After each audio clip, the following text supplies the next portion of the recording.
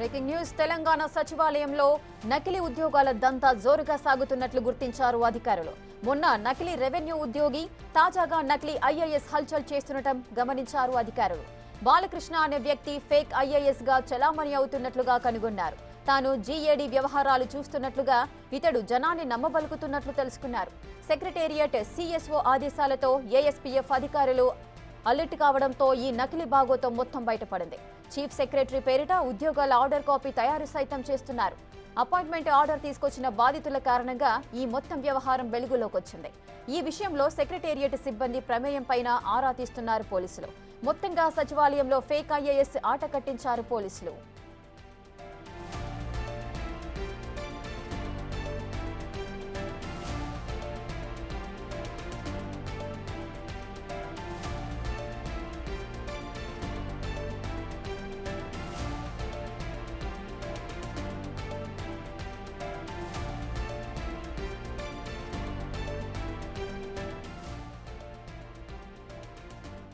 మరింత సమాచారం మా ప్రతినిధి వాసు లైవ్ లో అందిస్తారు. వాసు, సెక్రటేరియట్ లో ఫేక్ ఐఏఎస్ ను గుర్తించారు అధికారులు.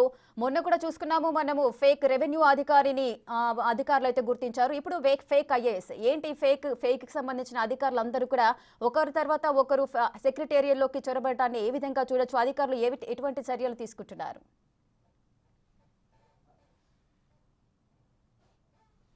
రేఖ, తెలంగాణ సచివాలయంలో వరుసగా ఫేక్ ఉద్యోగుల భాగోతం వెలుగు చూస్తూ ఉంది. ఈరోజు ఏకంగా ఒక ఐఏఎస్ అధికారి ఫేక్ అని కూడా తేలినటువంటి నేపథ్యం. అతడు బాలకృష్ణగా తేల్చారు. ఇతడు ఏకంగా కొంతమంది ఉద్యోగులకు ఫేక్ అపాయింట్మెంట్ లెటర్లు ఐఏఎస్ హోదాలో ఇచ్చినటువంటి పరిస్థితి. నాగర్ కర్నూలు చెందినటువంటి ఇద్దరికి 20,000 రూపాయల లంచం తీసుకొని కూడా వాళ్ళు ఫేక్ అపాయింట్మెంట్ ఆర్డర్లు తీసుకొని ఏకంగా సచివాలయం లోనికి వచ్చారు.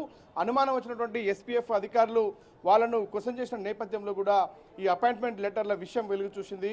అంటే గతంలో చూసాం, ఒక అసిస్టెంట్ రెవెన్యూ అధికారితో పాటు ఎంఆర్ఓ పేరుతో కూడా ఇద్దరిని అరెస్ట్ చేసినటువంటి పోలీసులు తాజాగా ఏకంగా ఒక ఐఏఎస్ అధికారి అంటూ కూడా సెక్రటరియట్లో కొనసాగుతున్నటువంటి నేపథ్యంలో కూడా అతను గుర్తించారు. అతను బాలకృష్ణగా గుర్తించారు. మనకు ఏదైతే స్క్రీన్ పై కనిపిస్తున్నటువంటి వ్యక్తి, స్పెట్స్తో ఉన్నటువంటి వ్యక్తి, అతడే బాలకృష్ణ, అతడే ఫేక్ ఐఏఎస్గా కంటిన్యూ అవుతున్నాడు. అంటే ఈజీ కొంతమంది ఐడి కార్డులు తయారు చేసుకొని ఫేక్ అపాయింట్మెంట్లు తీసుకొని కూడా సెక్రటరీ లోడుకు వచ్చే విషయం పక్కన పెడితే ఏకంగా ఉద్యోగాలు కల్పించారంటూ కూడా కొంతమంది ఒక ఫేక్ లిస్ట్ తయారు చేశారు. ఆ లిస్టులో ఒక 8 మంది పేర్ల వరకు ఉన్నాయి. వాళ్ళని నేరుగా తీసుకొని కూడా సెక్రటరీకి వచ్చినటువంటి నేపథ్యంలో అపాయింట్మెంట్ లెటర్స్తో సెక్రటరీ లోపలికి వచ్చారు. వాళ్ళిద్దరు కూడా నాగర్ కర్నూలు చెందినటువంటి ఇద్దరు కూడా రాఘవేందర్, రాజ్ కుమార్గా పోలీసులు గుర్తించారు. ఎవరైతే పోలీస్ ఆఫీసర్ వెనక సైడ్ నుంచి నడుచుకుంటూ వస్తున్నారో వాళ్ళిద్దరే ఇక్కడ ఉన్నటువంటి కంప్లైంటర్. వీళ్ళు సైఫాబాద్ పోలీస్ స్టేషన్లో ఫిర్యాదు చేసిన నేపథ్యంలో కూడా వీళ్ళు నాగర్ కర్నూలులో కంప్లైంట్ చేయాలని కూడా పోలీసులు సూచించారు. మరోపక్క రీసెంట్గా ఇటీవల ఫేక్ తహసీల్దార్గా కొంపెల్లి అంజయ్ అనేటువంటి వ్యక్తి, ఆయన ఫేక్ స్టిక్కర్తో కార్తో సహా దర్జాగా సెక్రటరీ లోపలికి వెళ్తున్న నేపథ్యంలో ఎస్పీఎఫ్ అధికారులు అడ్డగించి అతని ఐడి కార్డుని ఆరా తీసిన నేపథ్యంలో ఇతడు ఇక్కడ ఎంఆర్ఓగా ఆయన కొనసాగుతున్నట్టుగా చెప్పి లోపలికి వెళ్లే ప్రయత్నం చేశాడు. ఈ నేపథ్యంలో అతను అరెస్ట్ చేశారు. ఇక మరో వ్యక్తి భాస్కర్, రెవెన్యూ డిపార్ట్మెంట్లో అసిస్టెంట్గా చెప్పుకుంటూ కూడా ఆయన ఫేక్ ఐడి కార్డుతో మంత్రుల ప్రెస్ మీట్లు, ముఖ్యమంత్రి ప్రెస్ మీట్లో కూడా దర్జాగా తిరుగుతున్న నేపథ్యంలో గుర్తించినటువంటి ఎస్పీఎఫ్ అధికారులు అరెస్ట్ చేశారు.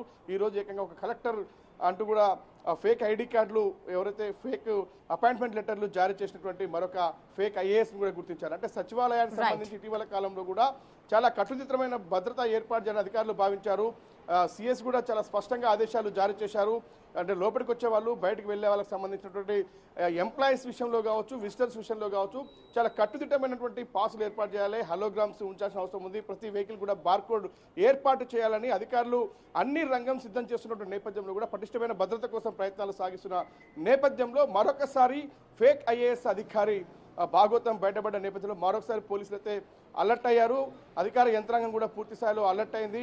సెక్రటరీకి వచ్చే ప్రతి ఒక్కరికి కూడా క్షుణ్ణంగా తనిఖీ చేయాల్సినటువంటి అవసరం చాలా ఖచ్చితంగా. ఎందుకంటే హై సెక్యూరిటీ జోన్లో ఉన్నటువంటి సెక్యూరిటీ, ఎందుకంటే ప్రభుత్వ పాలన మొత్తం కూడా సెక్యూరిటీకి సంబంధించినటువంటి వ్యవహారంలో కూడా ఇక్కడ పూర్తి స్థాయిలో కూడా బలంగా ఉండాల్సిన అవసరం ఉంటుంది. స్థానిక పోలీసుతో పాటు, సెక్రటరీ పోలీసుతో పాటు మరోపక్క ఎస్పీఎఫ్ బలగాల మధ్యలో ఉన్నటువంటి సెక్రటరీకి ఏ విధంగా ఈ ఫేక్ గాళ్ళు వస్తున్నారంటే ఖచ్చితంగా కొన్ని లోపాలు ఉన్నాయి.